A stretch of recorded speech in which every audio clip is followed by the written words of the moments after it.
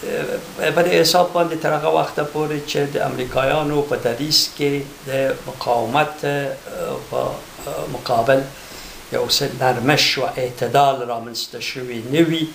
زه ګمان نه کوم چې اصلا دغه خبرې اترې چې په نیغه هم وشي کومې لاسته راوړنې د سولې په اړه ولري. استاده، امریکایان لکه تاسو د خبرو نه چې معلومه شوه وایي چې مقاومت تر هغه پورې ځپي تر څو هغوی مجبور شي سولو ته خبرې د دوی شرایط ومني. ولې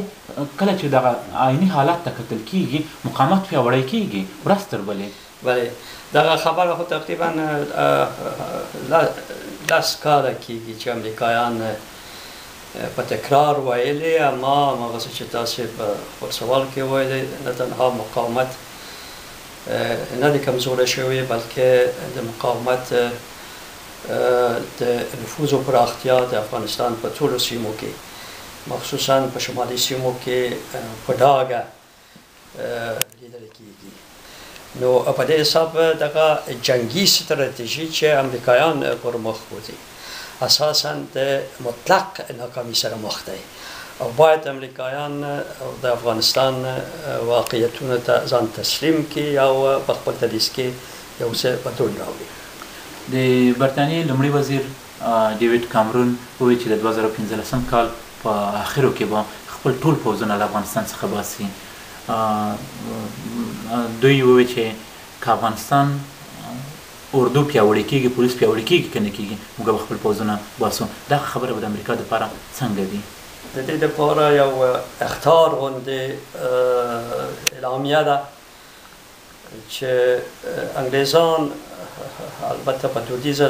توګه د امریکایانو سره د نړۍ په کچه په نړیوال مسایلو کې انډیوالي درلوده او مخصوصا د افغانستان او عراق په جګړه کې دواړه سره ډېر نږدې وي. اما دا چې بالاخره هماغسې چې ما مخکې ویل امریکایان د جګړه ییز عملیاتو په ترڅ کې همیشه په خپل سر تصمیم نیول او خپل متحدینو ته اهمیت نه ورکول. په دې حساب باندې د غربي هېوادونو په منځ کې دغه امریکا د خپلسري په حساب باندې یو لږ تشدد او پراګندګي رامنځته شوی او ډېر احتمال لري چې د انګریزانو دغه دریځ امریکایان دې ته وهڅوي چې په خپل جګړه ییز سیاست باندې تجدید نظر وکړي. د 11 سپتمبر نه وروسته طالبانو ته چې کله امریکا اخطارونه ورکول، طالبانو په وار وویل او په کابل کې د عالمانو شورا وویل چې موږ راځئ دغه خبره د خبرو اترو له لارې حل کړو. که چیرې دغه جګړه دغسې دوام وکړي نو طالبان یو ډول مقاومت پیاوړی کېږي. نو فکر نه کوئ چې یو وخت به امریکا دغه شرایط هیڅ ډول پرې کېنږدي بلکې طالبان به خپل شرایط په امریکایانو باندې ایږدي؟ د هغه تاریخي پېښه چې تاسې یادونه وکړه په دغه برخه کې زه دومره ویلی شم چې په افغانستان باندې یرغل مخکې د دې نه چې د سپتمبر د 11 پېښه رامنځته شي پروګرامې شوی و، پلانیزه شوی و. نو د شورا علما جوړېدل او د طالبانو دریځ په هغه وخت کې د دې لامل ونه ګرځېد چې بالاخره امریکایان په افغانستان باندې یرغل ونه کړي. ستاسې خبره سمه ده تر هغه وخته پورې چې امریکایان په خپل جګړه ییز دریځ کې بدلون رانولي، ورو ورو بالاخره د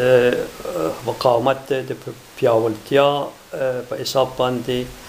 د هغه نفوذ د خلکو په منځ کې او د هغه واکمني په ټول افغانستان کې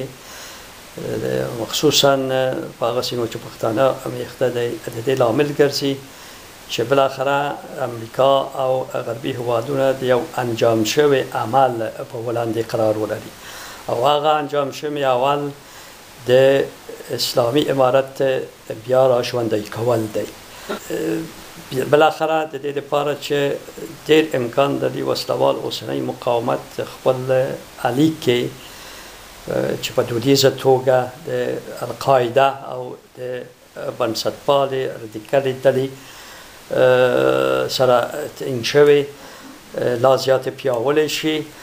او بیا د افغانستان د لارې نړیوال امنیت ته څه ګواښونه رامنځته شي. په دغه حساب باندې باید امریکایان په دې باندې پوه شي چې که جګړه دوام وکړي سیاسي وده په دغسې غیر نورمال استقامت را روانېږي او دغه کار د هیچ چا په ګټه نه ده. ځکه په هغې وخت کې به مقاومت ډله ووایي چې زه اوس پیاوړی یم، امریکې ته اوس ماتې خورې، نو زه اوس هېڅ وخت د تا شرایطو ته غاړه نه ږدم. دلته هم کورنۍ لامل چې ما مخکې اشاره وکړې د خلکو په منځ کې د مقاومت ملاتړ او له بلې خوا د بهرنیو هېوادونو چې په دغه جګړې په پراختیا دپاره تقریبا 9 کاله کې په مستقیمه غیر مستقیمه توګه څه ډول لوبوي تاثیر اچولی شي. کورنۍ لامل په اړه ما مخکې خبرې وکړه، اما د بهرنۍ لاملونو په ارتباط پاکستان دریځ د مقاومت د ملاتړ په برخه کې په کافي اندازه پیاوړی شوی. ایران خپل مخکنی دریځ چې د مقاومت سره هماغسې لکه مخکې ملاتړ وکړي، مرسته وکړي د جګړې په ساحه کې هم پاتې دی. او له بلې خوا یو بل خبره چې ما واورېده هغه دا ده چې زه ګمان کوم د هلمند یا د فراه په سیمو کې چینایي وسلې ترلاسه شوې. دې واقعیت نه موږ داسې ویلی شو چې چین هم په غیر مستقیمه توګه البته د پاکستان له لارې وسلوال مقاومت ته وسلې رسوي او دغه جګړې ته لمن وهي. نو د مقاومت جنگي ظرفیت او جنگي پتانسیل ورو ورو پیاوړی کیږي او بالاخره امریکایان او غربي هېوادونه یو انجام شوی عمل په وړاندې داسې امکان لري چې قرار ولري چې مقاومت خپل شرایط پر بلې لورې باندې وتپوي. که چیرې مقاومت بریالی شي تر یوه حده پورې او د هغوی حکومت هم رامنځته شي، تاسو به هغه هم د ستونزې ولري، نو څه کول پکار دي ورته؟